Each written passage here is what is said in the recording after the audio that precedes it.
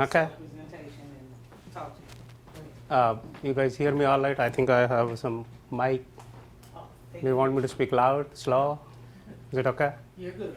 Perfect. Good morning. My name is Satish Mehta. I am a senior scientist working on space life sciences for the last 24 years. I have my background in biochemistry, microbiology, and then later on I got a little experience working with the infectious diseases. So that is what I have really have a lot of experience and a lot of reading and knowledge that I have gathered, which now I apply with some of the research activities we do. That's all about myself. So now I'll talk some of the things you all are here to listen to. So my talk is going to be a little bit different. I don't know what kind of life sciences talks you have been hearing during this session, but this is going to be directly related with crew health and performance. You know that we are here at NASA for crew safety and health, and research what we do, it has to be applied in such a way that it makes an impact on crew health. If we are doing so many basic biology, so then there are a lot of universities, they would entertain those kinds of things. Here we do need to do some biology. It has to be, the basis has to be biology, but eventually it is related with crew health. And could it be a little informal session? Can I ask a question and you can ask me? I mean, let's make it a fun rather than and that it will give me a little break also. I just want to ask some of you maybe, are you guys familiar with viruses, latent viruses or herpes viruses? Anybody? Yes. Right? Okay, herpes viruses, these are, we all have, people normally get really confused when you talk about herpes. Oh my God, you're talking about herpes. Okay, there are many kinds of herpes viruses, and there are 8 different herpes viruses, that infect healthy human being without causing any problem. So it doesn't mean that if you have herpes, so you're something different. So we are actually trying to focus our discussion today on these herpes viruses, and these viruses are latent in the body, and I'll explain a little bit more during my talk what I mean by latent. And the studies we have done, or the research we have done, or the knowledge we have gained by doing spaceflight experiments are now applied to the patients. So that really makes us look a little bit good, that whatever work we do here at NASA is applicable to the human health on the as I go, I'll keep before we go too far into this discussion, I just want to make sure all the things I'll be talking today, this actually is a huge collaborative effort that starts here at NASA, JSC, Houston, USA, all over the country. I have collaborators all over the country, talking of NIH, University of Colorado, CDC, and of course, I do have international collaborations also. Because the kind of work we do, it is very unique. I'm very excited. Every day I come to work, I'm looking forward to doing something new, That really gives me excitement of what I do, because, you don't have an opportunity of doing this kind of work anywhere other than NASA. So that makes it very unique, and also I'm very proud of discussing my work, every time I go out for a meeting. I'm not worried about somebody stealing my idea and reproducing that, because they don't have astronauts, and I do. So that makes it very unique, and so it's a huge effort by, and we do work in microbiology lab of Building 37. And tomorrow, I think we are going to take you guys on a tour, to show you what we do. So this is a day-to-day activity in the lab, with different people helping. So I'm trying to focus my study. I'll be discussing, during this talk, 3 main items. Number one is the latent herpes viruses, two, stress space flight, and third, application to the clinical studies. Uh, let's talk about herpes viruses first. As I said, herpes viruses, there are 8 different herpes viruses. They actually, there are a number of different herpes viruses, but there are 8 human herpes viruses. You get infected, when you are little, when you are young. Say, for example, you had chicken pox at the age of 2, 3, or even before that, and that is the primary infection. So chicken pox is caused by one of the viruses, that is herpes viruses, that is, VZV, varicella zoster virus. So after a couple of weeks, a person feels miserable, during those, week or two time, when the disease is really active. And after a couple of weeks, person feels all right, symptoms are over and no problem. However, virus doesn't leave the body. Virus stays in your body for rest of your life. And later on, it could be anything, it could be stress, it could be, depressed immune system, excitement, any kind of stress, any kind of increased stress hormones, any kind of anxiety, that can cause those viruses to reactivate, and start producing symptoms. But these are DNA viruses, and basically there are 3 different kinds of viruses, alpha herpes viruses, beta herpes viruses, and gamma. And I'm sure you all are familiar with HSV 1, 2, 3, 4, 5, 6, 7, 8.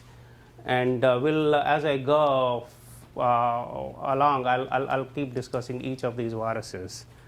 And again, the purpose of this talk, or the purpose of my whole studies here at NASA, is to use this as a tool, because every time I go out for a meeting, if this is a biology or a viral related meeting, and I have my name, and with NASA over there, people ask me a very simple question, and it's very obvious: viruses. Why NASA has to be interested in viruses? So let's keep that question in mind, and I'll explain to that later. Why herpes? Exactly, very good question. Why herpes? So it's like that. As I said, there are 8 different herpes viruses, right? And we all are infected. The question is, why NASA is interested? Because these viruses are under a control of intact immune system. Okay? So if you are happy, healthy, these viruses are there. I just gave you an example of one of those viruses, due to chicken pox. So this was 1 out of 8. So what happens is, if this virus is in your body and you are a healthy individual, you have no problem. That virus is going to stay over there. However, in any case of excitement, stress, changes of immunity, age, which we all are running against, every one of us, so as we age, our immune system goes down. So all those factors, they cause this immune system to have a little bit lesser control on these viruses, which are already sitting in the body causing nothing. So once that thing goes down, these viruses go up, and then they start to release in the body fluids. So you see these viruses in different body fluids, that includes saliva, urine, blood, and all those kinds of things. And these viruses, when you study, say now I'm coming to your question directly. So when we study those viruses in the environment of NASA, those viruses give us an indication, so you have viruses in your saliva or in your blood in the larger amount than it's expected in the normal human being. So that means there is something going on, maybe with the immune system, maybe with the endocrine system, maybe with the combination of the two. So this actually is an indirect test, or indirect biomarker of finding the intact immune system. So I'll show you some data also to support this, because this needed me to give you more information, but I already explained to you. I've given you the punchline, but I'm going to be supporting this punchline, coming back to this again and again. Did I explain your question? Yeah, Did I answer it? It's Okay. a flag. It's a bio flag. So you have an indication of whether your immune system be on the virus activation or dormancy. Yeah, that's right. But the second part of this question is, again, you would say, and NASA also says us, okay, immune system, if immune system goes down, and if our astronauts are happy, healthy, why do we worry about that? It happens all the time, So if you study one kind of cell of the immune system that goes down during space flight, and it comes back, after the landing and during recovery period, and astronauts feel happy and healthy, then it is just kind of a curiosity. This is like a research interest we had. So I had this grant, I'm working on that, and this was a pretty good information I got. But does it really relate with crew health? It does. So I'll explain more on that. So this is one of the examples. This is one of the pictures. How this herpes virus is. This is EBV virus. EBV, as I said, these primary infections. Once you have a primary infection, you are sitting. These viruses sit in the body for a long period of time, and they start to go into your central nervous system. Cerebrospinal fluid is one of the fluid, where people use. I mean, I'm just trying to give you, how extensively difficult it is to study these viruses in the real human beings. I mean, you have to take CSF, you have to take cerebrospinal fluid, or it's not easy. There is no test available, but until we had some really remarkable some studies we did at NASA, and that has really changed that whole thing. And so these viruses, but the reactivation is the thing which I'm trying to be focusing more, and it's a well-known fact. It can, many factors can trigger this reactivation. That includes stress, infection, radiation in the space, and other things. Here is an 8 different herpes viruses, and they all are related with one or the other disease. I don't want to bore you too much with what each virus is doing, but some of these viruses, like say for example HSV1, so we have seen cases due to HSV1 in the space flight environment. These are the cold sores, fever blisters, you all, one or the other time you may have had in your lifetime. EBV, 90% of healthy human individuals, they are infected with EBV. This is Epstein-Barr virus. This is also caused infectious mononucleosis. If you remember, the story of Bubble Boy, he was here in Houston. So that Bubble Boy, so he got infected by EBV from one of the transfusions he had, from his sister, and died of EBV lymphoma. Then VZV is another very important virus we actually target on. So that is varicella zoster virus. Chickenpox is not a problem at NASA in the age group we deal, because they are healthy adult individuals, and chickenpox is a disease of children.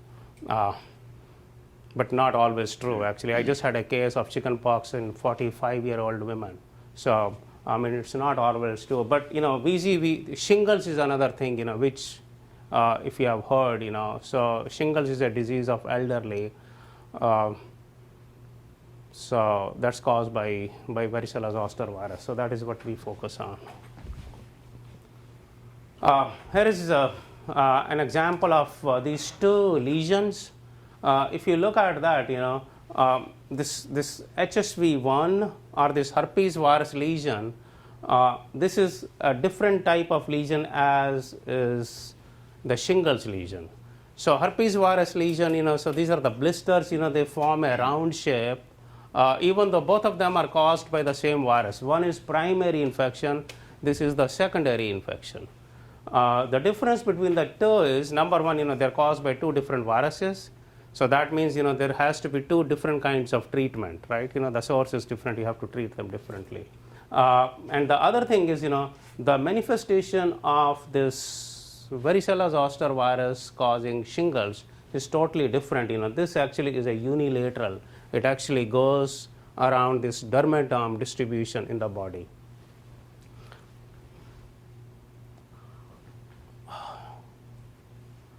Um, so we started our studies with EBV many years ago, looking at, as I said, we started to look at EBV Epstein-Barr virus, so which was this, and we found this virus is shed in larger quantity in astronauts during space flight.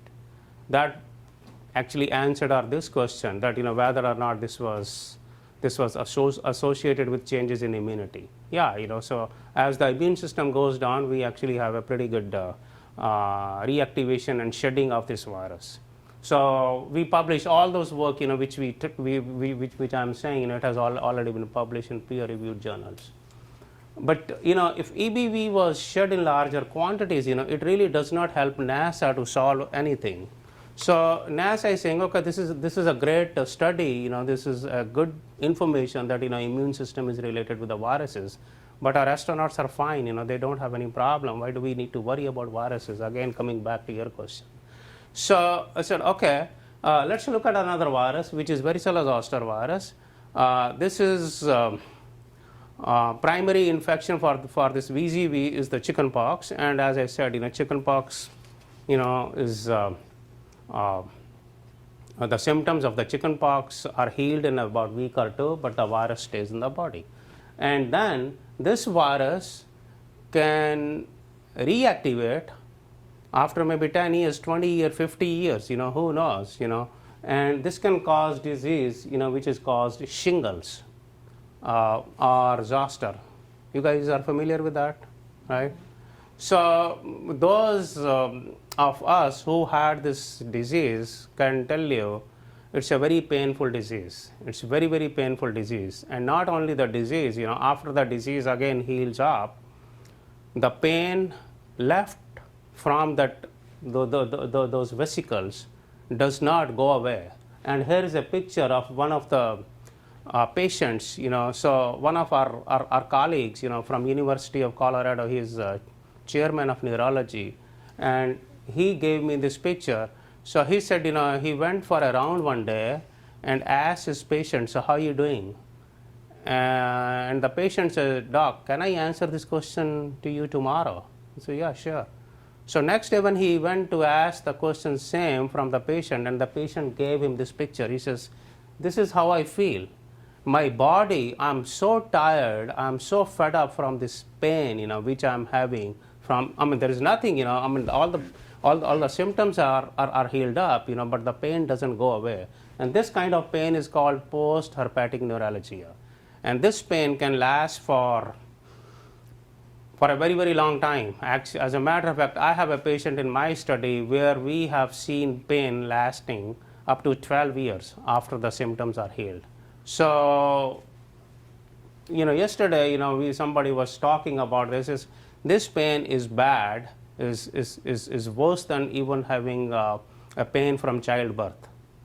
So it is that painful. So I'm not trying to make a huge deal out of that, but the thing is, once this virus reactivates and start to produce these symptoms, it could be really bad to the extent that it needs to be taken care of right away. And again, this is and not only the skin, not only the dermatologist, we need to be taking care of. There are some other manifestation of this disease also.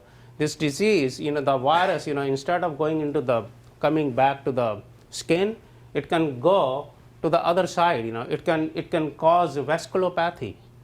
So now there have been varicella zoster virus have known to be associated in the recent studies with stroke, with heart disease, with MS, so with the eye infection. As a matter of fact, I work with a doctor here, you may know, it's in Fuqua, Dr. Lipsky. He's an ophthalmologist. He sends me his patients' samples to test whether or not they have HSV1 or VZV. First of all, as I said, there is no test available. There is no laboratory test available to test whether or not, if this is a virus disease, number one. And we not only test this is virus or not, we are able to test, which virus it is. And based upon that, the treatment can be done. So when you say larger quantities in spaceflight for the EBV, are you saying that there's some growth or activity that's turned on when they're in space? Or is Growth of what? the EBV virus? We have not cultured those virus. EBV was not cultured during the flight time, but VCV was, yes. Varicella zoster virus, we were able to grow varicella zoster virus during space flight. I was referring to the comment you made about noticing in larger quantities. Oh, larger. This is all DNA based test. Okay. I think I have some data to show you, because these viruses, these are all DNA based viruses. Culturing virus is a very, very difficult thing. I have cultured one time, but for that, I was in Kennedy Space Center, and astronaut after landed, he was sitting here and I was here, took the sample and put it into my setup right away. There is no way I can do, not only here at NASA, even in the clinics also. So it's a little difficult, to get the sample. It's a very labile virus, and it denatures as I bring the sample back to my lab. But we were able to culture varicella zoster virus. Is again great question, because DNA could be not infectious. If this is a DNA, it's not going to cause any infection, but it has to be intact virus to be able to produce a disease. On the manifestation of the shingles phenomenon, is that affecting nerve endings? Is that why they have prolonged pain after the heat? You're right, yeah. So you're right, absolutely. So nerve endings go, and wherever the dermatome, whatever dermatome is okay, this VZV is present in all the dermatome, in the dorsal root ganglion, and it is distributed throughout the body. So whichever dermatome gets reactivated, and wherever the manifestation of the dermatome is, it will actually start to show up.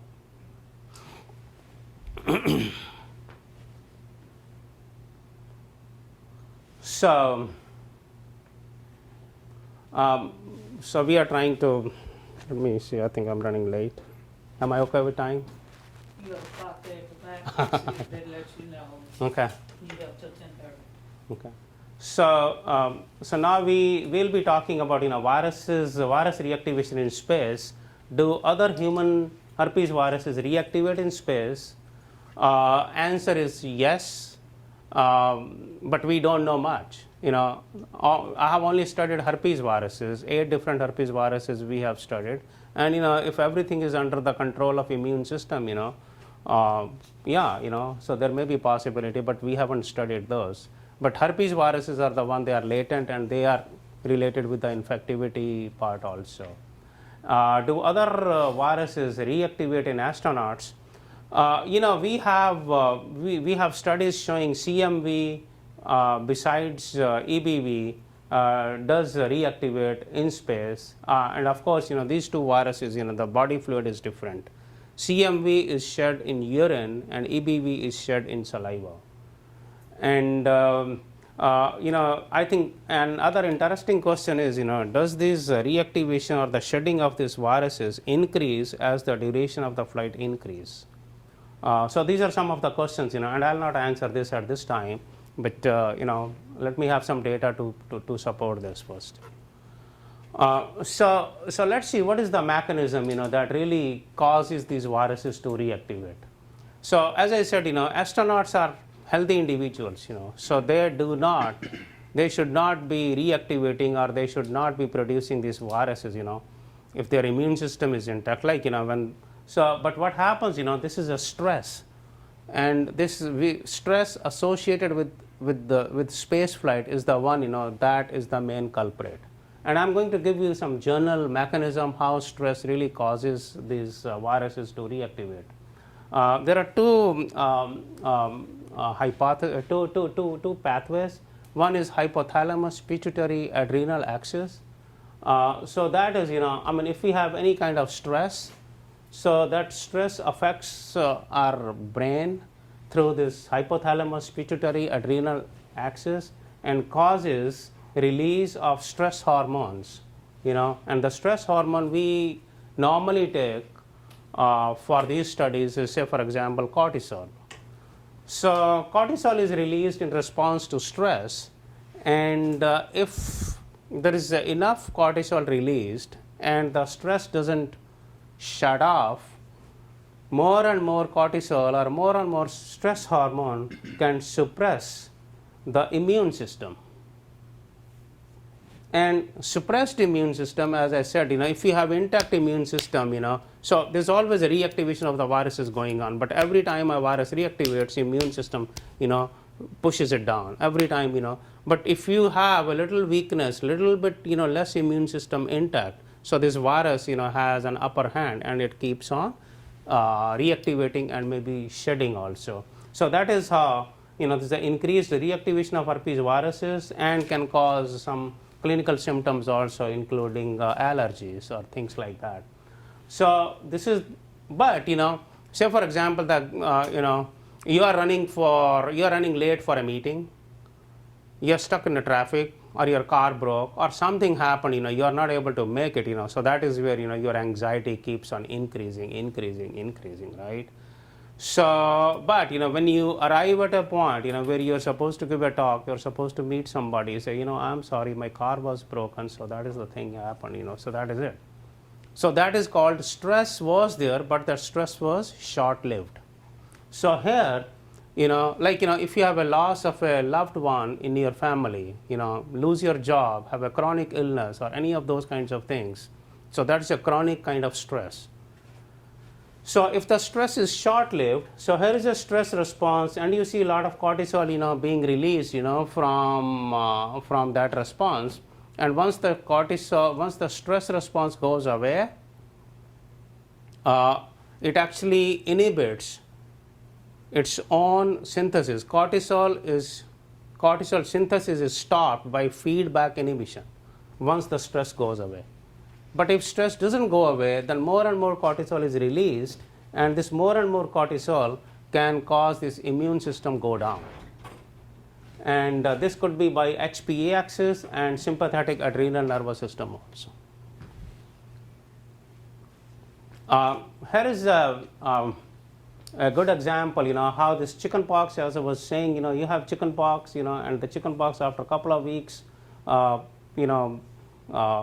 these are the symptoms. In a couple of weeks, virus stays in the body and does not leave the body. It starts to come out at the skin surface, to produce these symptoms. But this can stay in the body and stay for a long period of time until it actually can reactivate and break into another kind of symptoms, causing shingles. So what causes shingles? This is a very good question. People have not been able to find answer to that. There are all kinds of theories in support of that. Of course, stress plays a major role. So we all, okay, so I think we just talked about that. Here is some data to show how salivary cortisol, and most of my work that I'll be showing some data also, this is done on saliva.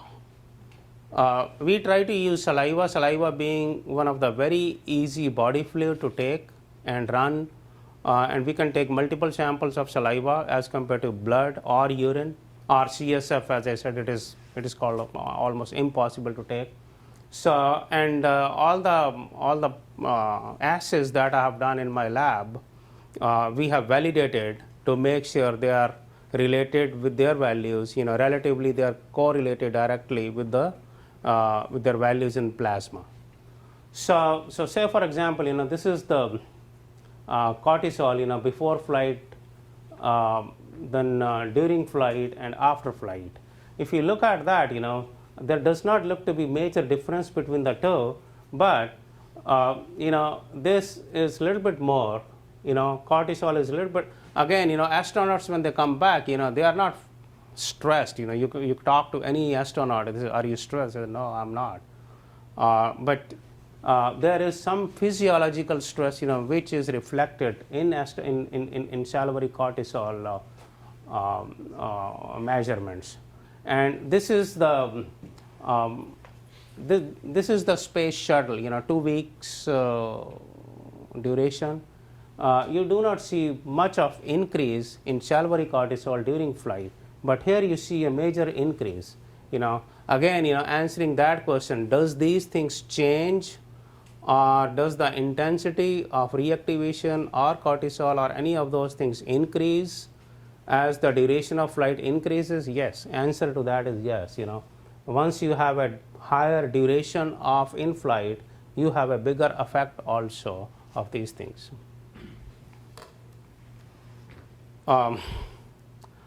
Space flight affects multiple physiological systems. You have heard, all these things, bone, muscle loss, and all fluid shifts. All those kinds of things are there.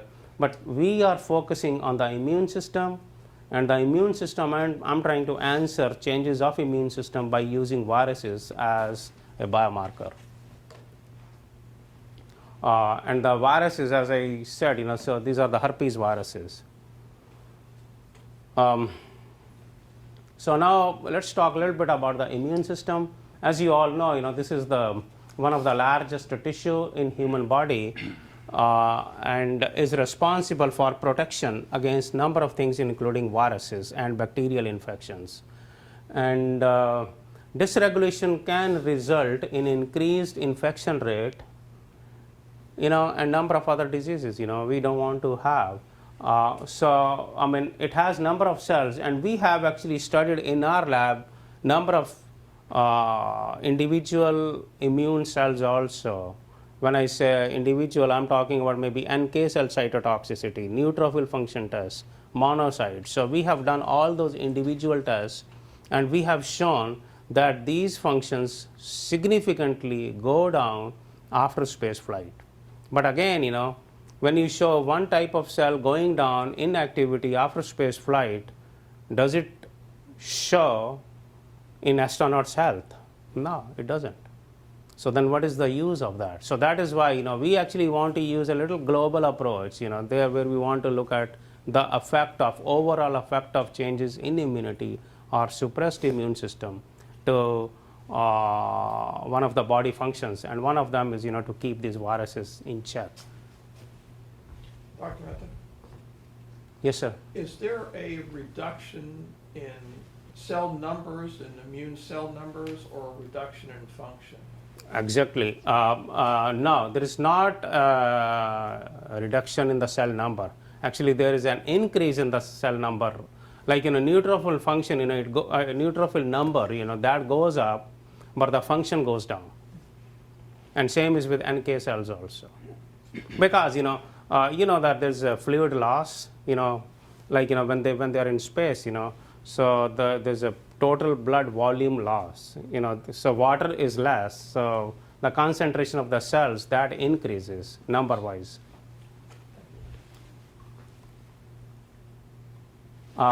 Here is a couple of slides to show how the function of T cells go down during space flight as compared to their normal functions, and then it comes back at recovery. So this recovery period could be variable for different subjects. So this is a little overall cartoon we have made just to show how different aspects of space flight can cause different changes. The factors that are responsible for changes in human health include radiation, microbes. So there have been studies showing the virulence of some of the microorganisms does increase during space flight too. And stress, we talked about that. Microgravity, I didn't touch that so far. That also is another contributory factor to cause this stress type environment of the space. Disrupted circadian rhythm. Circadian rhythm, so I showed that cortisol data, but I didn't talk about circadian rhythm.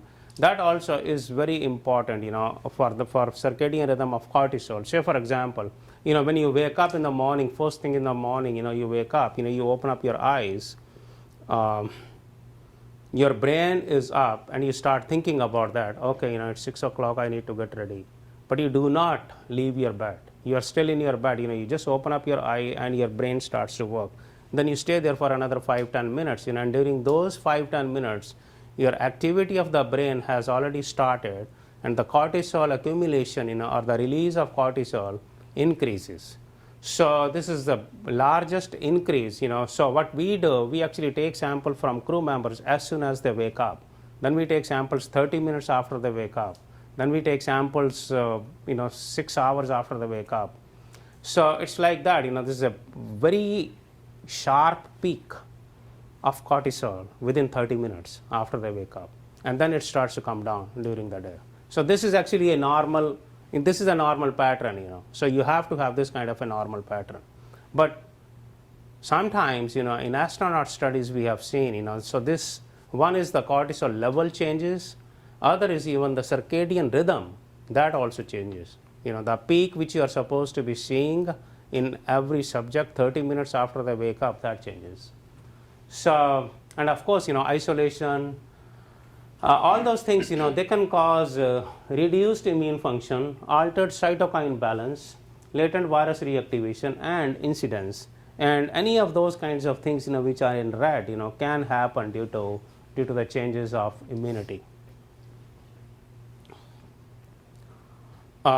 So what we do, we take during our spaceflight experiments, we take pre-flight samples, we take early in-flight samples, mid-flight samples, late within close to the landing type, and then at landing and 30 days after landing. So we try to take we try to take samples throughout the spaceflight time, so that so this is supposed to be our baseline, like this 6 months before flight, and here we would like to take 6 months after space flight, so that like all these L-45, or we used to take samples L-10. Those are not baseline samples. There's a lot of activity going on, in astronauts, and things have already changed.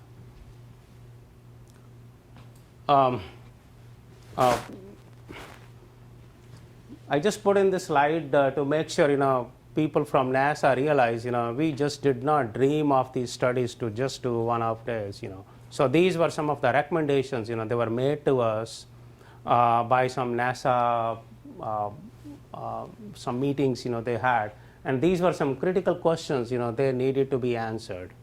And so based upon their recommendation, based upon NASA's recommendations, we have started to answer these questions. I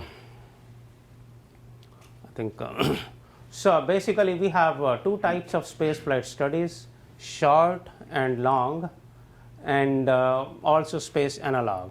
As you know, if you are working at NASA, you would know any spaceflight study you want to do, before that you need to validate your things, you need to make sure your protocol works, your everything standardized, and if there is an opportunity for you to work or test your experiment on a space analog, so you want to do that.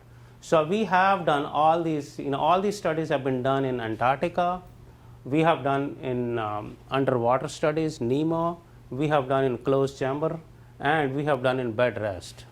And we have looked at how viruses, virus shedding change.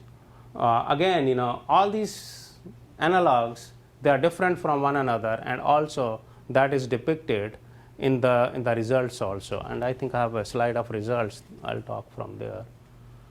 So let me have all these things. So these are some of our space flight, space shuttle data. So this is EBV, this is during flight, and this is before flight. You know how this during flight the shedding is so high, it is about 10-fold more than, if you look at the numbers also, it's a 40 here, 40 copies, and here I have 417 copies. After flight it was 44. So this was a very clear indication that reactivation of these viruses, or the shedding of the viruses, does increase during space flight. And if you look at this line going up, that shows, as the duration of space flight increases, the reactivation of the shedding of the virus also increase. And this is a significant line, by the way. It was drawn by our statistician. So here is data showing different analogs. I showed you a slide before NEMO, Antarctic, Space Shuttle, Mir, ISS kind of things. If you look at that, in NEMO, we do see shedding. It's a very sensitive indicator. Viral shedding is a very sensitive indicator of stress. If you are a little bit stressed, it's going to show up in your saliva samples. And we do see a little, maybe twofold increase in NEMO. We see about fivefold increase in our Antarctic studies. Antarctic is also a pretty stressful environment, where the temperature, pretty harsh. You are away from your family and friends for a long period of time, and we see about fivefold increase in viruses. And space shuttle, I showed, is about tenfold increase. Longer duration space flight, we have shown up to 25-fold increase. So, it really is very clear to us, as the duration of space flight increases, the impact or the shedding of the viruses also increase. And same is clear even with the immune results. So, then we thought, let's see if this is not only true with one virus. These were, by the way, EBV, Epstein-Barr virus. Then we looked at CMV. It's a cytomegalovirus. It's an immunosuppressive virus. It is shed in urine, and it is another one of the herpes viruses. And this is the virus you normally do not see in normal healthy adult. This was taken in urine samples, and I got only 1 out of 61 subjects I had taken for my control. And here so there were 71 individuals. This was total of 71, and I saw about 25-28% of astronauts shedding this virus. And so then we looked at VZV. I explained a little bit more on that. So these are VZV copies, varicella zoster virus. Varicella zoster virus is a very specific virus. You do not see this virus in the normal healthy subjects. So I looked at in saliva. Again, this is a neurotropic virus. If you talk to any neurologist, that you heard from somebody today that he was saying that VZV virus can be found in saliva, chances are, if he doesn't know me or if he has not studied the latest literature, he will not agree. He'll say, you may have heard something wrong. It is not possible. It is absolutely not possible to see this virus VZV in saliva, because this is a neurotropic virus. This virus is in the nerves. There is no way that can show up in saliva.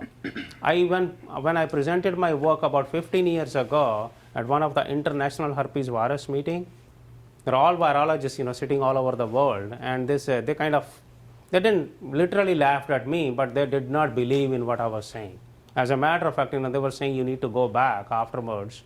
They said you need to go back and retest your samples and then see, if it's possible, because it doesn't make any sense. And all those people who didn't believe in me 15 years ago, they all are my collaborators now, and they are included in that list I showed first. So we from NASA, I'm very proud to say that we are the first one to show that this virus can be found in saliva, and it could be used for the diagnostic purposes. And it's very, very specific. If this virus is not there in saliva, it doesn't mean anything. But if it is there in saliva, it definitely means something.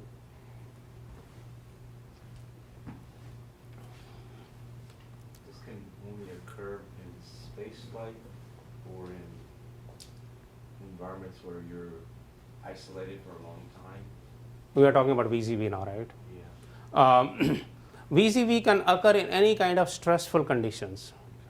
Space flight, we know that it's pretty much stressful, and there are a lot of other factors also involved in space flight. That includes radiations, microgravity, crowded environment, and all those things. So space flight, is the first study where we showed this virus was shed in saliva of astronauts asymptomatically. Our astronauts were not sick. But I have more to say on this point, if you can just, give me one more I was second. just curious, since they didn't accept your claim. Yeah. They now that they spend this time with you and your research, have they now found it Yeah, here in the clinical studies that they can actually identify these. that's right. That is exactly right. That is what I also want to find out. Okay, I have found saliva from asymptomatic astronauts. I have found this virus in asymptomatic astronauts. And does this? I mean, if this thing is really true, then I need to be able to see in the positive control also. Then I went to take samples from shingles patients who are really diagnosed, confirmed diagnosed cases of shingles patient, and we wanted to see if this virus was present in saliva. And we tested, it was present in saliva, it is present in saliva. I'm going to show you that data in a second about that. And now, so that claim that I made 15 years ago is fully accepted by other clinicians also. They actually use this test in their clinics, saliva test, to see if this virus is, or if their clinical diagnosis is confirmed.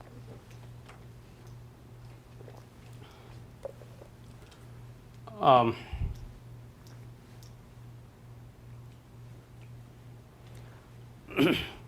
going to skip some of these slides because I think I want to talk more on the clinical part. So this is this is our varicella zoster virus numbers in astronauts. Okay, so when I found these numbers, and there are no symptoms in astronauts. By the way, just to make my point clear, we have seen shingles cases in astronauts before flight. As a matter of fact, I have published in my paper. That is how I started to look at these viruses. Many years ago, I was making a presentation to astronauts for doing our space experiments, and one of the crew member, he told me, oh, he had shingles. So we followed up with all those studies, all the investigations on him, and found this is a real thing. So that happened before flight, couple of days before flight, and we then, if this thing was true in saliva, then we took saliva from shingles patients. We work with a dermatologist. His name is Steve Tearing. If I don't know if any one of you would know, he is my shingles patients kind of provider. So I took samples from the shingles patients and found this virus was also present in shingles patients. However, if you look at that, the amount of this virus present in astronauts in the asymptomatic condition was much lower as compared to what we see in shingles patients. However, so the upper limit of what we see in astronaut is very much within the range what we see in symptoms or the symptomatic patients. So that was this was the paper I published in 2008, I think. And you see, so there's definitely a overlap of what we see in astronauts with the real patient group.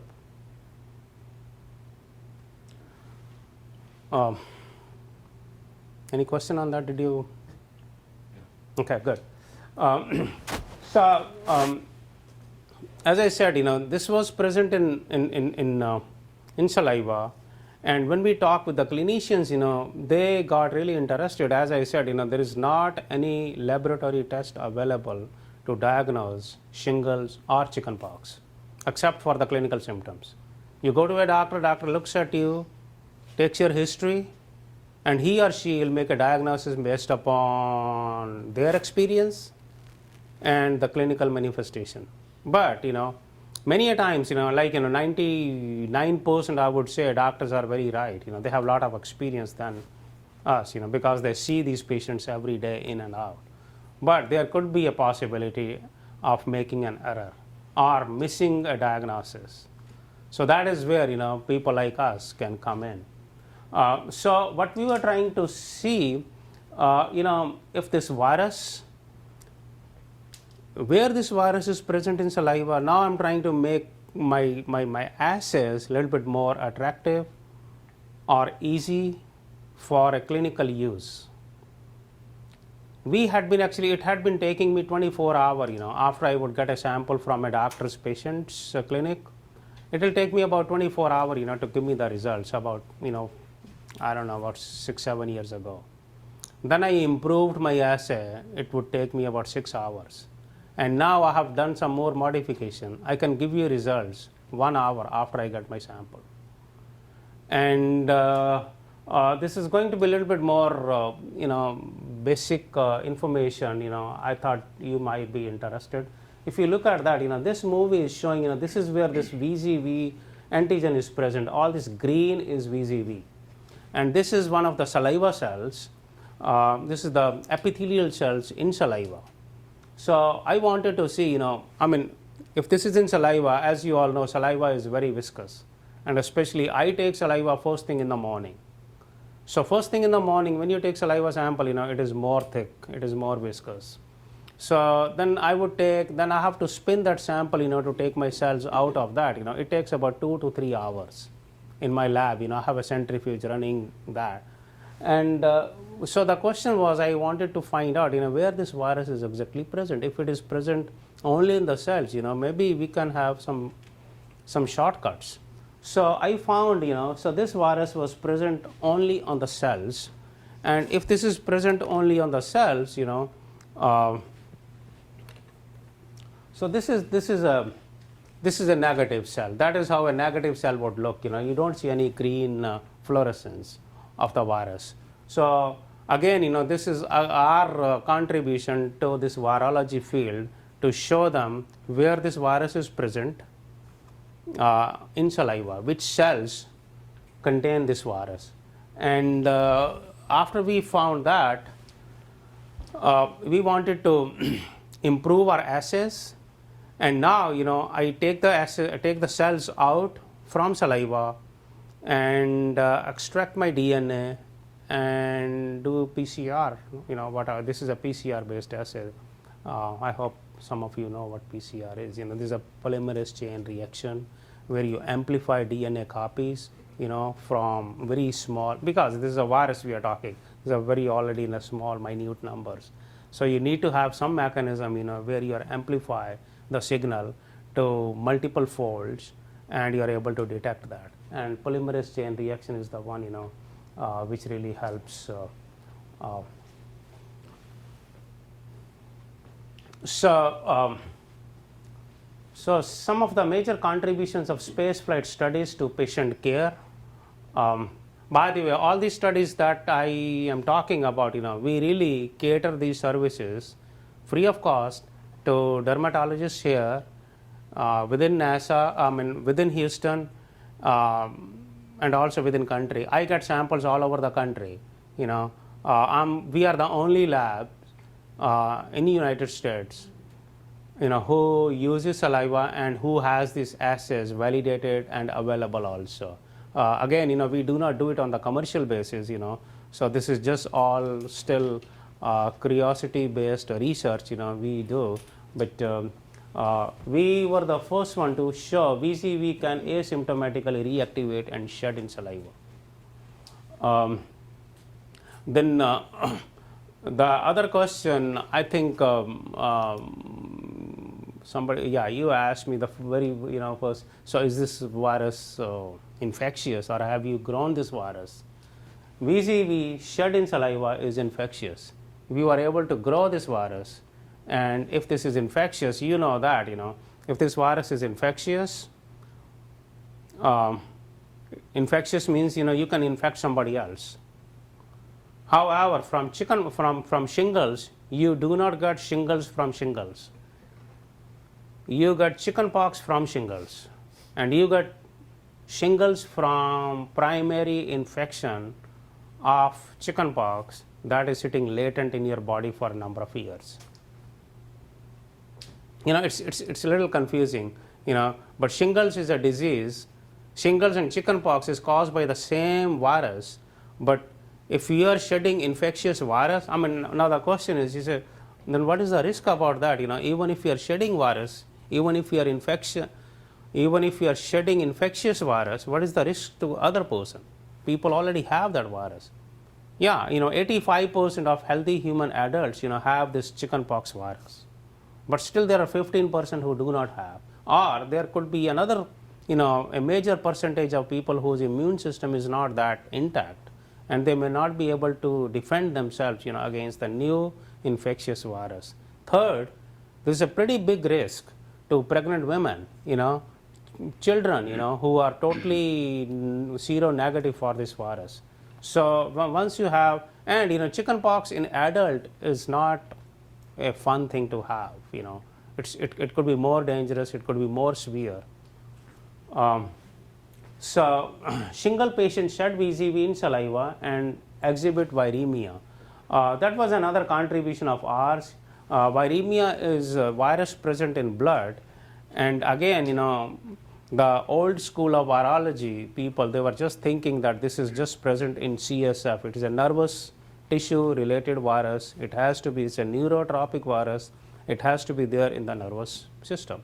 And as a matter of fact, that is how they have been testing this virus earlier. They would take a spinal tap and look at, if this virus is present or not. So we were able to show that this virus is also present in blood. Then PHN, this is a post-herpetic neuralgia patients, they can also shed this virus for a number of years. Then, you may have heard, there is a vaccine that has come out, that vaccine against shingles. It's called Zostavax. That was the vaccine came out by Merck, and the thing is, they recommend this vaccine given to only people above the age of 60. Now they have reduced the age from 60 to 50. But again, this vaccine is only effective up to 50%. But one of the things, they did not clarify that after this vaccine is given to the vaccinees, keep shedding this virus, or they say, keep pregnant women, immunocompromised patients and children away from vaccinees. For how long, it was not clear. So I did that study, for the patients, who were given Zostavax, who were given this vaccine, and we took saliva from them, and we saw this virus was shed even up to 28 days. And when I presented these work, these Merck people came after me again. This is, what are you trying to tell us? Are you trying to tell us that we should not be using this vaccine? So is it going to be, are you trying to stop usage of this vaccine? I said, no, I'm not saying anything, it's only the DNA part, So this Zostavax, after it's given, VZV DNA is shed in saliva up to 28 days. But that does not mean this is infectious virus. We still need to do more studies, to be able to produce, to be able to, have that thing very clearly answered. And PCR can be used as a rapid test. I think that is the key thing. That is what we do here at NASA. We use PCR to diagnose or to test this virus. Besides these patient studies, we have in vitro studies also. We grow this virus in our lab and see if this virus can be grown, and because for infectivity studies you have to grow the virus in your lab.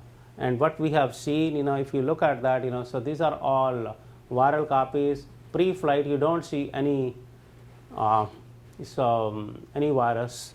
As I said, pre-flight you are not supposed to be seeing. If you take saliva sample from healthy individuals, you should not see this virus in saliva.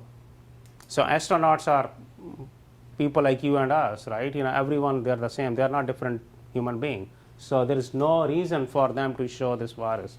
But this virus, during flight, we see this virus in their samples, and even after, this is after flight.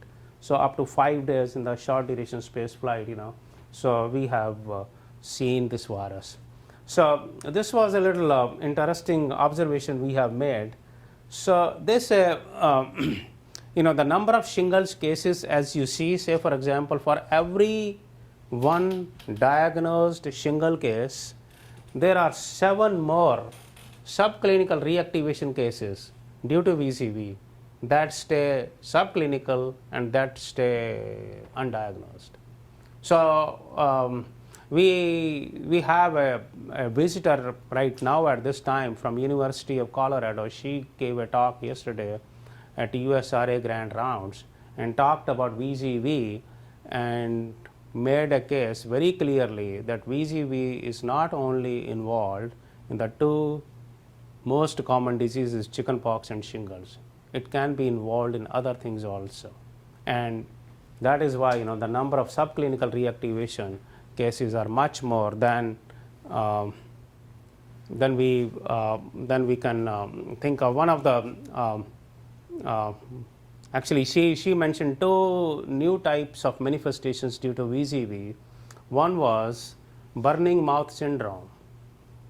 So this was a patient, actually, this is a type of patients who have burning mouth syndrome, and that stays for a long period of time, and you go to doctor, they are not able to diagnose what it is. And she looked at, in her patients, she actually is a doctor, MD, so she looked at in her patients, put them on antiviral, and patients started to feel better.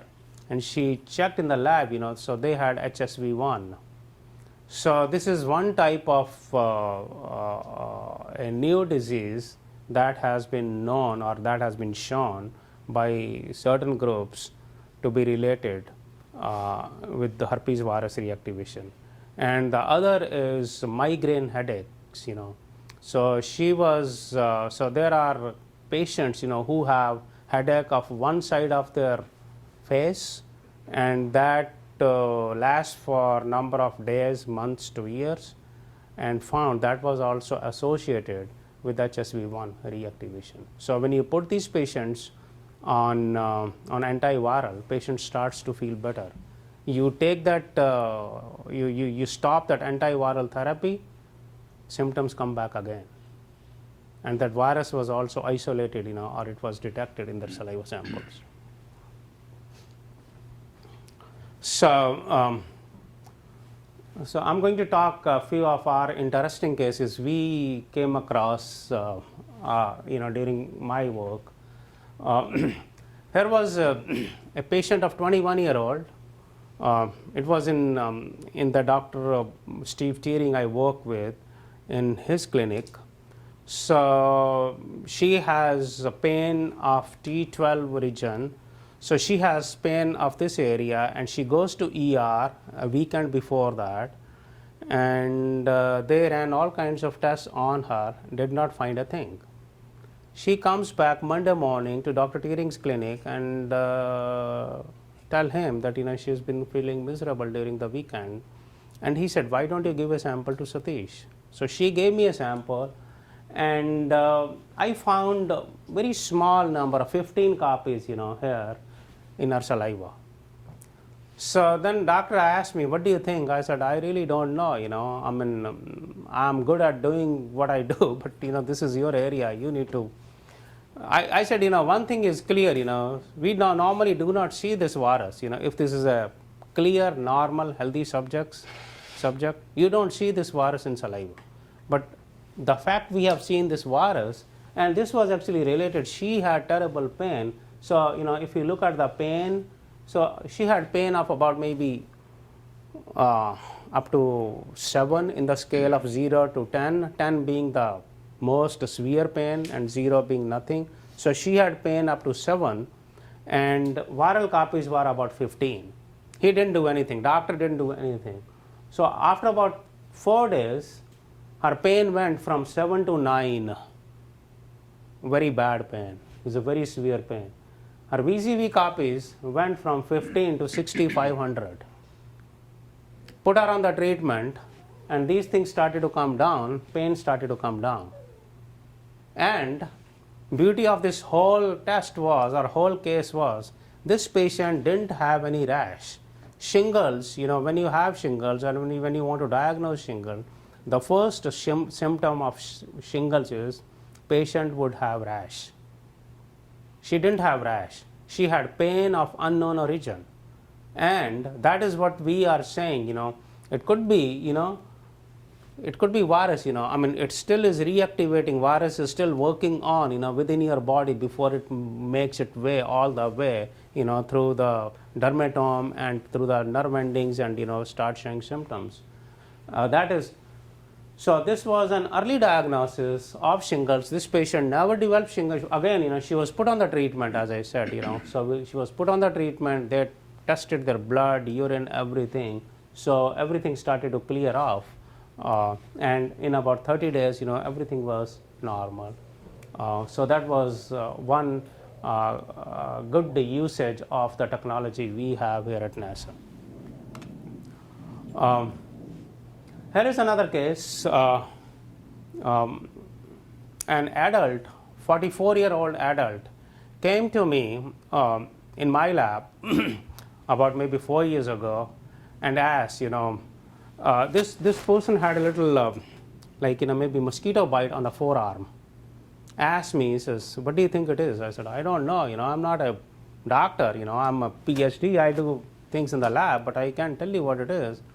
And this person asked me, do you think this is due to the same virus you work on? I said, I don't know, I can test for you. So I tested that. I took saliva and I tested that little lesion and found it was loaded with the virus, with VZV. Okay. So since I work with these kinds of cases, I'm very eager, I'm to find out, what the results are. So next morning, I'm calling this person where this person is, and the person tells me, I'm at my primary care physician's office. You remember we talked about, I showed you something I had on my forearm, and I just wanted to get it checked out, from my doctor. I said, what do your doctor say? Doctor says it's just like a mosquito bite or something, it's going to go away on its own. And I said, no, it's not a mosquito bite, it's not going to go away on its own. You are coming down with chicken pox. Nobody wants to hear this kind of thing, and especially coming from your colleague or a friend. I said, yeah, please go back to your doctor and, tell this information to the doctor. What do you think? A doctor is going to listen to what I do here at NASA? So they didn't do anything. So then we actually had our doctors involved. We actually had NASA flight docs involved, contacted that primary care physician, and put this person on antiviral right away. And sure enough, so she had chickenpox, in a couple of days. But chickenpox was not as bad as it would have been had the diagnosis or the treatment not done that early. By the way, all these things I'm talking, they are published. So anybody interested, we can. Yes? I wanted to say too that shingles is not always just found on the skin. I know people personally who had shingles and it's in the eye. Yeah. That's the vision. Very right. You are very right, yes. That is why we work with Dr. Bill Lipsky. We are at, and he sends me samples from his patients of eye infection, saliva and tears, and I look at that virus, and based upon what we see, put the patient on the treatment. Yeah, actually, VZV infection and HSV1 infection of the eye is the leading cause of blindness.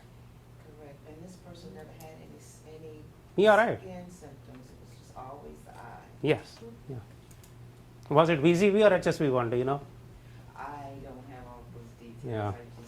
I I mean, it could be both. It could be either of those, but not both. Well, this was another kind of a corrected diagnosis in the sense, a person has this kind of symptoms and was put on the antiviral treatment and not getting any benefit out of the treatment.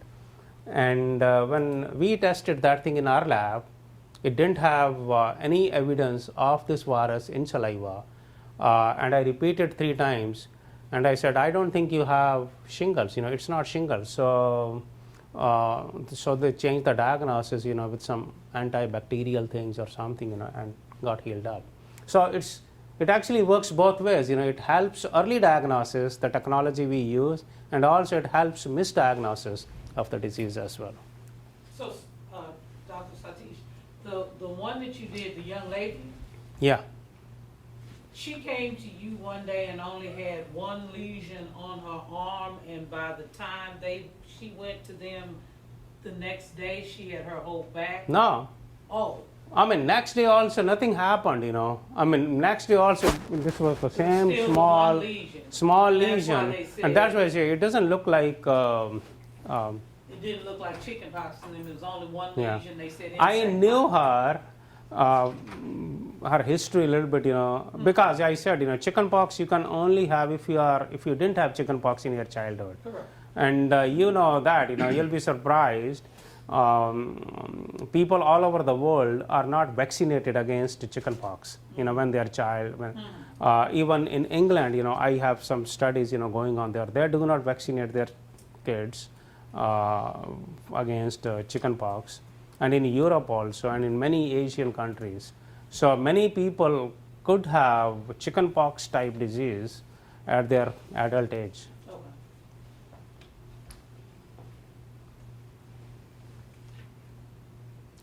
So, so these were some of the questions, you know, which we try to answer based upon our lab tests. What kind of cells in saliva carry this virus? And based upon the studies we have done, I showed you those things.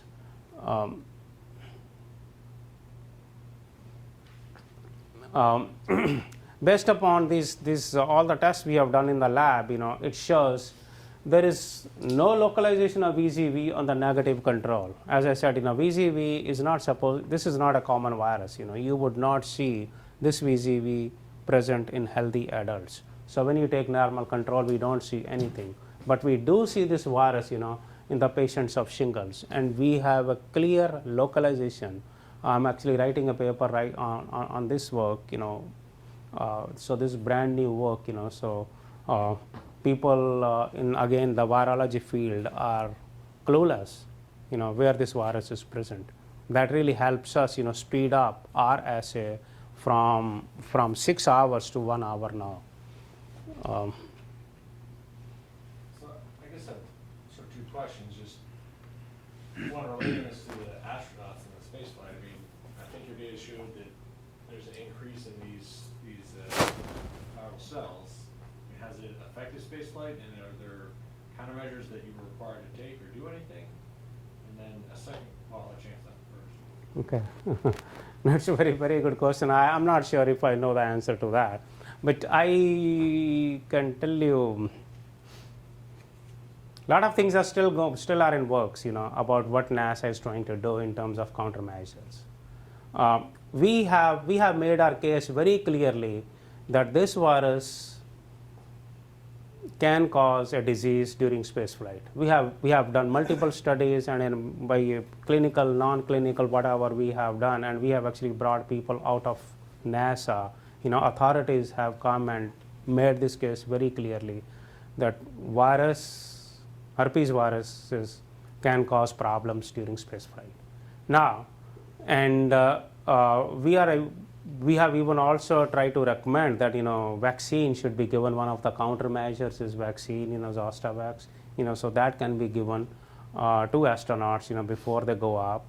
The other countermeasure, you know, which was very much you know, recommended by experts was, you know, given to be given is antiviral drug, you know, antiviral, what is that called, valacyclovir. So this is a drug which they use, acyclovir or valacyclovir. So these are the drugs, you know, they are used for treating shingles or chickenpox. And studies are in works, or the discussions are in works, you know, where they are discussing whether or not with flight dogs and all, you know, looking at the after effects of that, you know, side effects, if that can be given to astronauts during the entire length of their flight. But again, you know, these are some of the things, you know, some of the major decisions, you know.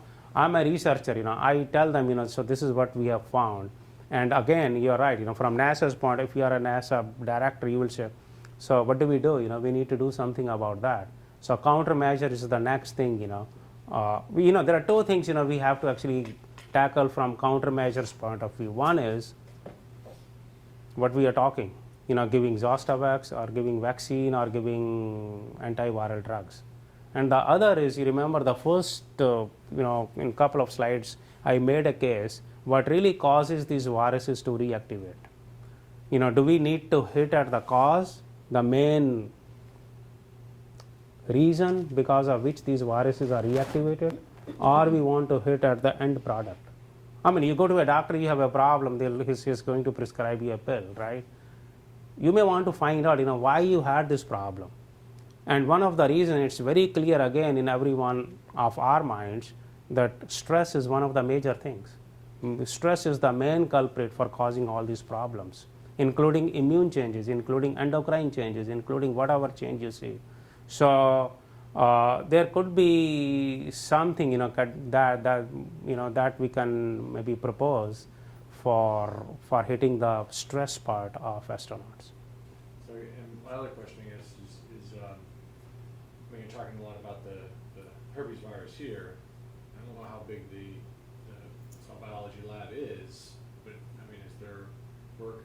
There's got to be dozens or hundreds of other viruses out there. Are we just looking at this? Are we looking at other strains? How many other strains are there? How many other researchers are there? I mean, this is $1 million question. I don't have an answer to that. And I said the same thing, in the beginning. There are multiple, and even herpes viruses, I look at 8 herpes viruses, I mean, it's not easy to look at even one herpes virus, So if you know PCR system, I do one virus one at a time.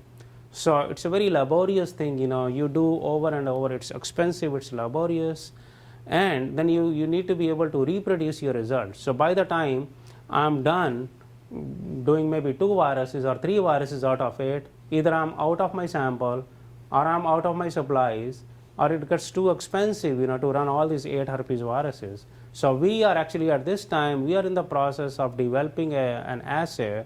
It's called multiplex. We are trying to establish an assay where we can test all 8 herpes viruses. Whichever one is present, it'll show up. So, but you are right, there are a lot of other viruses also we do not know. I mean, it's not easy to do, all these viruses, I don't know. Well, that's sort of my question: is how do you pick herpes versus? I mean, we've got a lot of. Well, herpes, the reason and how we picked herpes, herpes has a direct correlation with the clinical outcome. I mean, this is related with the depressed immune system. This is related with the infectious diseases. I mean, we have seen some cases of shingles and chickenpox in our NASA environment that really prompted us, that kind of suggested us, why don't we look at some of these things, which causes these symptoms? And it turned out to be yes, so this was it. There are other viruses like, I'm looking at other viruses also, adenovirus, norovirus, so those are the viruses, these are the food or airborne viruses that can cause some digestive disorders. We are looking into those kinds of things, and we have not found, and I'll be very honest with you, we have not been able to find those viruses in any of the samples I have gotten. I mean, you don't expect, norovirus, you don't want to be expecting, expect to see in astronauts' stool, say for example. And also the other thing, collecting those samples is also not that easy. Asking, to collect stool sample from astronauts, and then, it has to be transported in the right environment. There's a lot of work, a lot of coordination needed for doing these kinds of things. But question is great. If you have any idea, I will be happy to look into that if we can run it. Dr. Satish, you've got 2 other questions. Oh, sorry. Yeah, I had a follow-up question based off of her comment, given regarding the shingles appearing in the eyes. Have you all done any studies looking at any associations between the elevated BCV and any visual impairment that we've seen in astronauts? No. Okay, the studies we do not do studies from that point of view. I have done my VZV studies, in astronauts, in number of astronauts, and then we try to correlate my findings with astronauts' eyesight impairment. I did not find any correlation from my data, at least my very limited data. We haven't found anything, any correlation so far. You have one here. I keep missing. Sorry. Yeah, sorry. This may be from my lack of understanding of viruses, but does the herpes virus mutate? Does that cause any problems with your detection? It can mutate. As a matter of fact, yes, it does. But we haven't studied those. I mean, this is theoretically it is possible, and space flight and space stay, like mutations could be caused by radiations. It could be caused by other things. We haven't done that. As a matter of fact, I have a grant, on the same thing in review right now. If we get a chance, we'll be able to study those. But it could be very possible. That is the reason we have tried to propose that we want to look at if these viruses mutate in space. Okay. And then I had another So question. what was the question? I couldn't quite.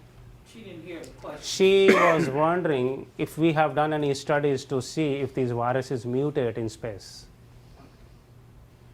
We haven't done those studies. As a matter of fact, I got a grant application, which is under review right at this time. The other question I had was if it's in epithelial cells, is that only in epithelial cells in the saliva, or can you get epithelial cells from anywhere else in the body where there's skin?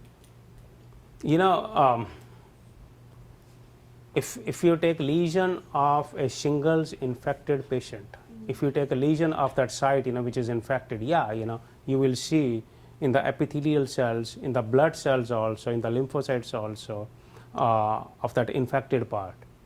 But if you just take epithelial cells of the normal skin, you would not see this virus. It will be only in saliva. Fine. Well, this virus is a neurotropic virus. This virus is only present in the nervous tissues. So there is no reason for this virus to show up in the skin until and unless it really reactivates and travels to the skin. You see? Yeah.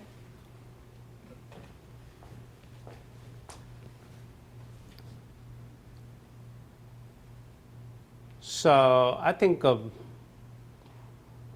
this is one more cartoon I just want to emphasize on. Say for example, a person is having HSV infection, which is like fever blisters or something like that, and here is the chickenpox case.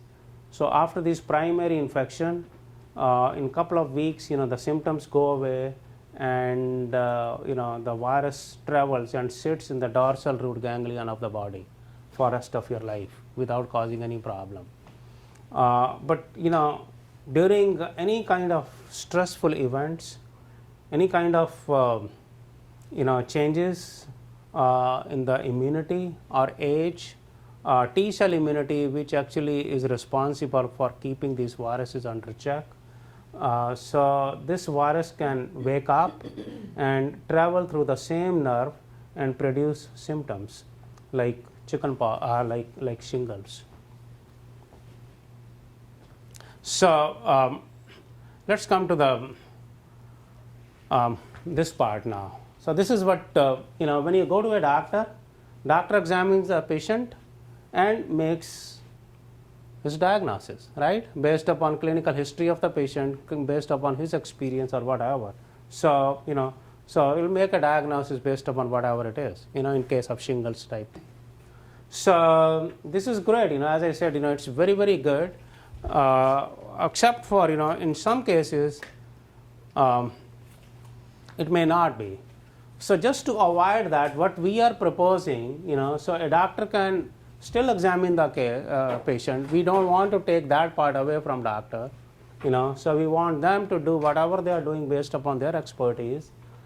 Take a sample. I mean, we want them to give us a saliva sample and let us run this saliva sample for VZV test. And if this is positive or negative, whatever it is, will give, now this patient, doctor would have one additional information to make his diagnosis, and whatever diagnosis he makes now is accurate 100%.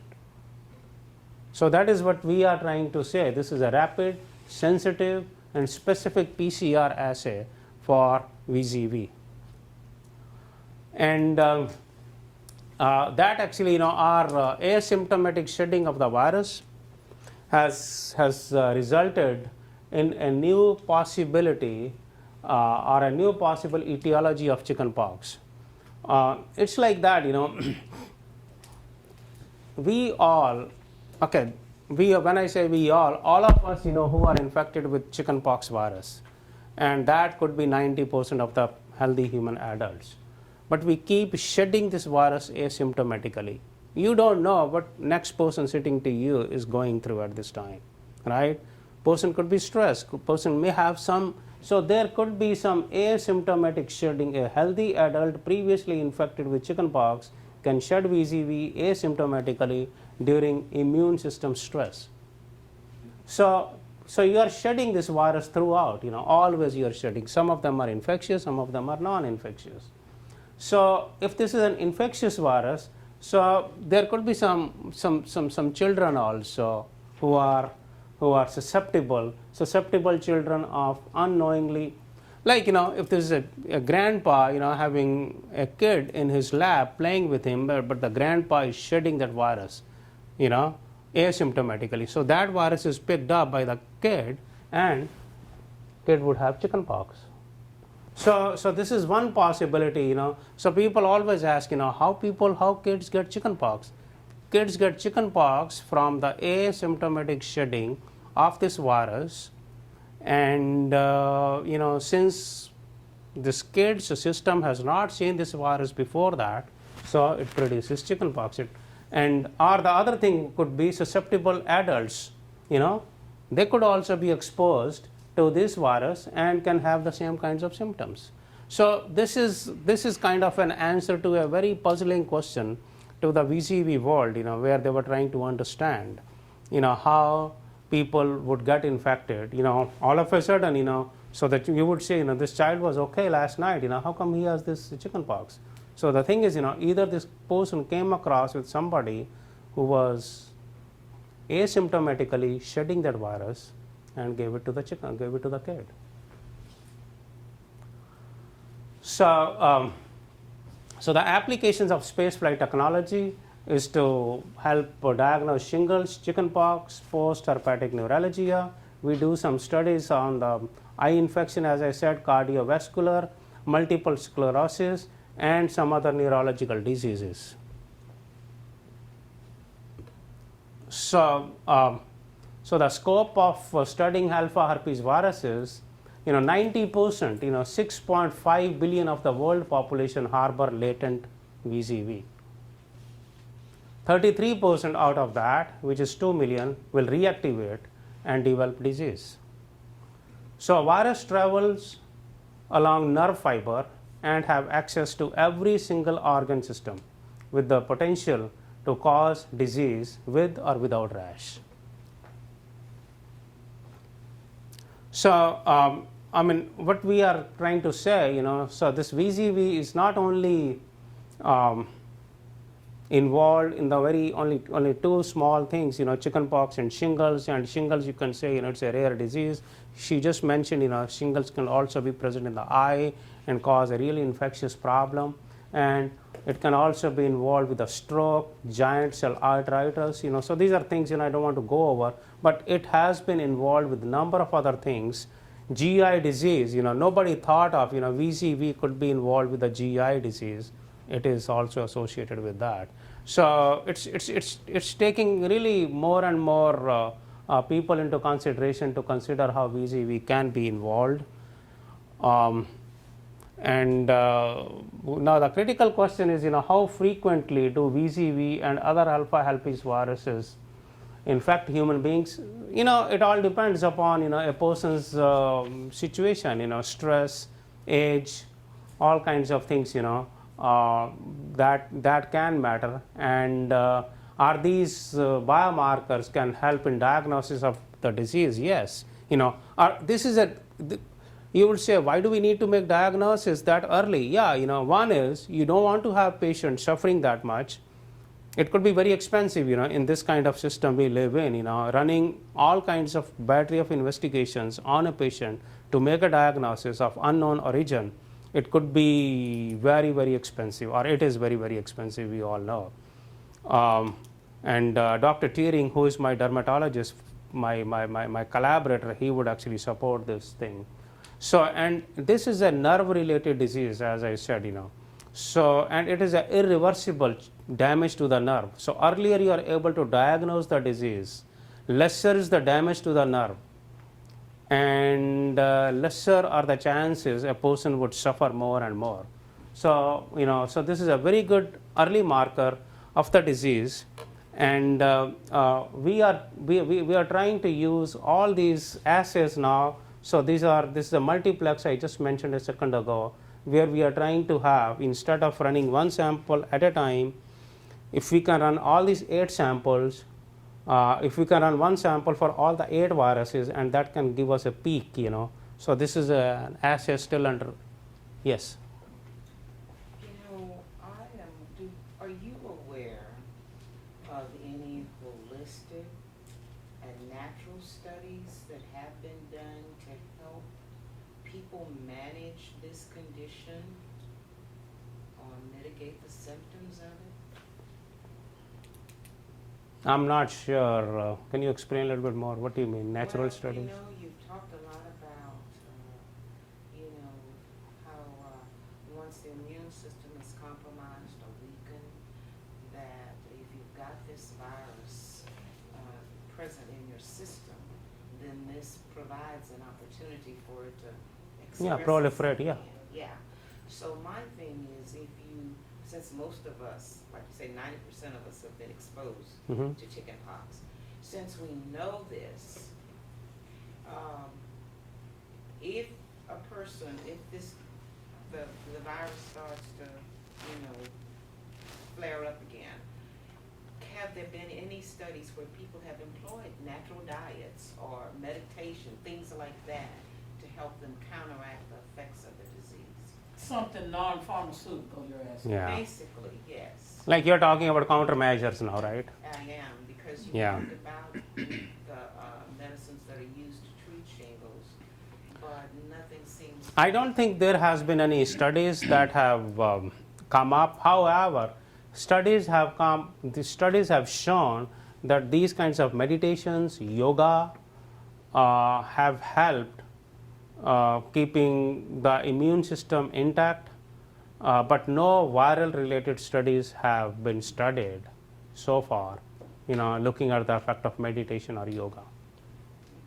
And But it's a very good idea. I fully agree with you. I'm always, I want to support the cause effect more than putting a person or a patient on treatment. If there is already a disease, if the shingles is already developed, you cannot meditate, to help reduce the symptoms of that disease at that time. It could be done beforehand. I'm very much a proponent of using some meditation or some those kinds of things, to alleviate stress, which really cause stress hormones to be released in larger quantities, immune system going down, and viruses getting reactivated and shedding, rather than giving the antiviral treatment at the end. And I ask that too because, again, even cancer, after it's been diagnosed in your body, you can use natural organic diets to Mhm. counter the effects and help. No, this is a great. We need to actually, we should find a mechanism, how to do these kinds of studies. Okay, then we can talk more. I just wondered if you were aware of anything like that. No, but this will be a great study to do.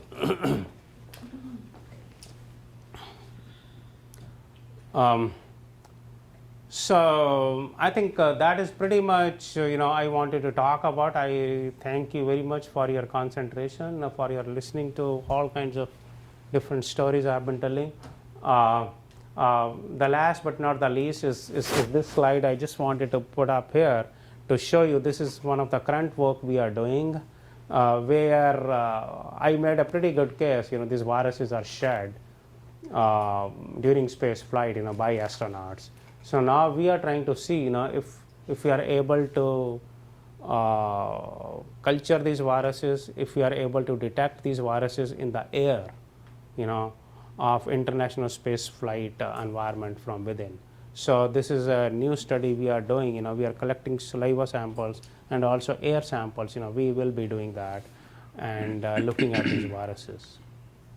I think I have a lot of other slides also, but I'm pretty much done at this time. Thank you very much for your concentration, for your patience, and if there are any more questions, I'll be happy to answer. Do we have any more questions for Dr. Satish?